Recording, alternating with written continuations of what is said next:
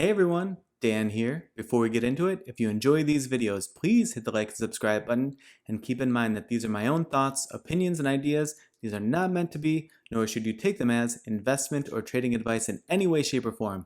Do your own due diligence, put in the work for yourself, and make your decisions based on that. Enjoy. Alright folks, here we are after market close on Wednesday, August 2nd. We're going to take a look at SoFi today. So good old SoFi back to breaking our hearts again after this really nice climb on earnings, topped out there at 1170 and has been drawing down since. And today, as I tweeted out or X'd out, that sounds really odd. Whatever we're calling that platform these days, there's this gap that was left on the earnings jump, and we are squarely on the daily chart in that gap right now. Unfortunately, we didn't just fill all the way through it. This gap goes, if I have it in correctly, 960 was the high of this candle. I think I actually have this at like 966 or something. But in any case, we did not come down to 960 today. So I was sort of hoping we would just kind of rip the Band-Aid off and come down to fill the gap and move on.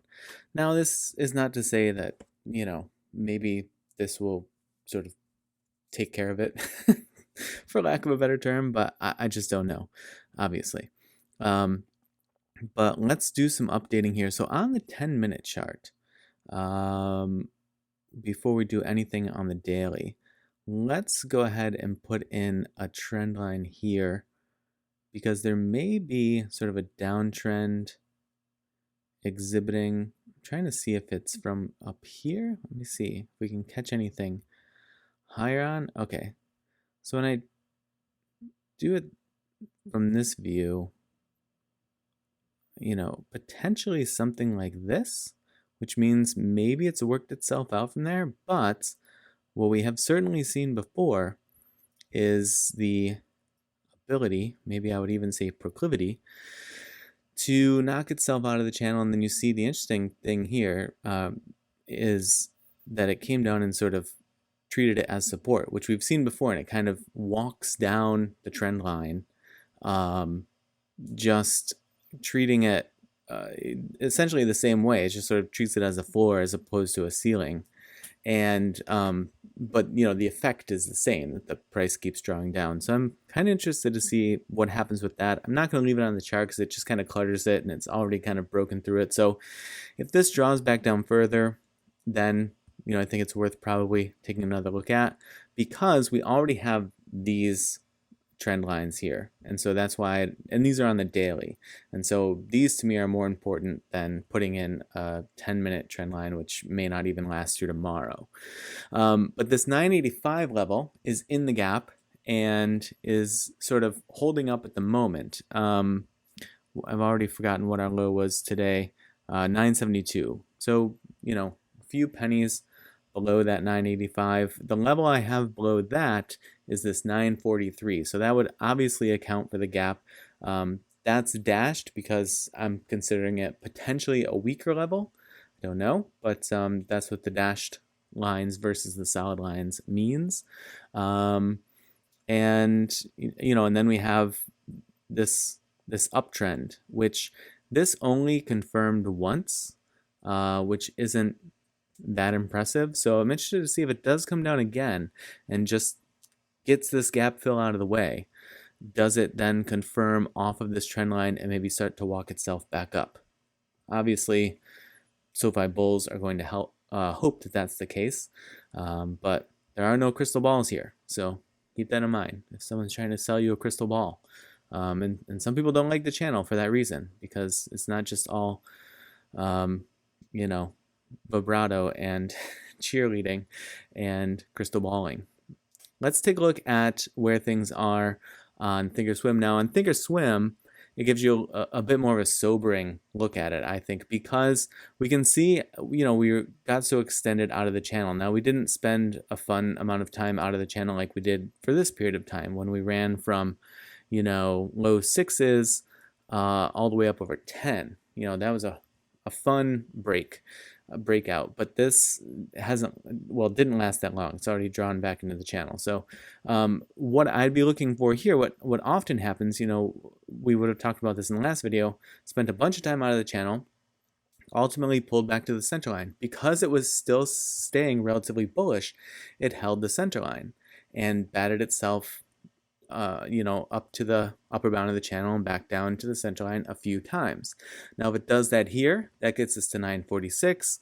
That's, by everything I can tell from here, suffices this gap, down to about 960. Oh, I did put it in correctly. For some reason, I thought I had 966 on there, but I think sometimes when you change time frames on Webull, it slightly shifts your boxes and trend lines and stuff. I could be wrong on that, but in any case, if it does come down to the center line, which it was a near miss today, this gets really ugly if you zoom in more and more. But, got pretty darn close to it today.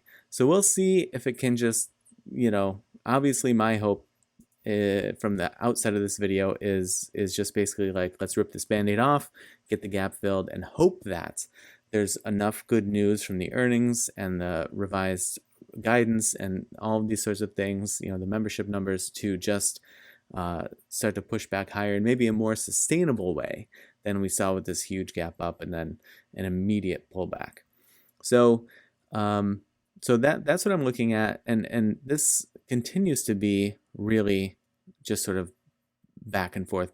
There's not a clear momentum building here on this histogram like we saw here. This was as smooth as it gets. It stretched all the way up to the top level here and then drew itself just nicely down, got a little bearish, and then that died off, and then we boomed up into this like odd herky-jerky area.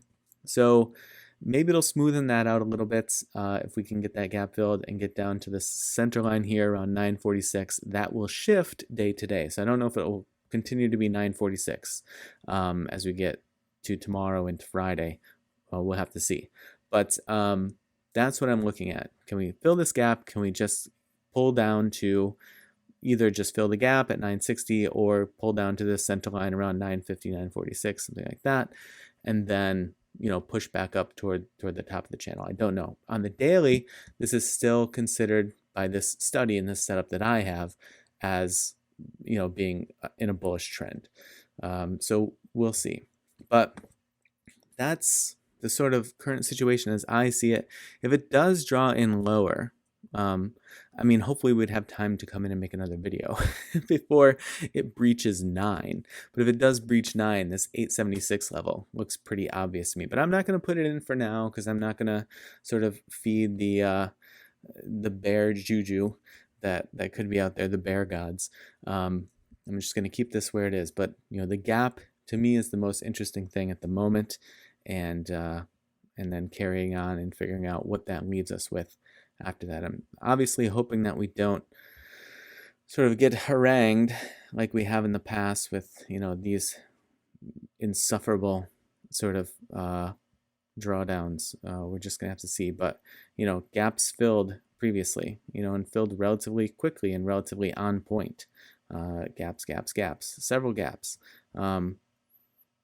The biggest concern is if there's a gap here. Hopefully that's not enough to be much of anything. That's that would be really, really unfortunate. But no, let's take that as a joke for now. All right, folks. I hope you had a happy hump day and that the rest of your trading week goes well. And as always, I appreciate you watching, and I will see you in the next video.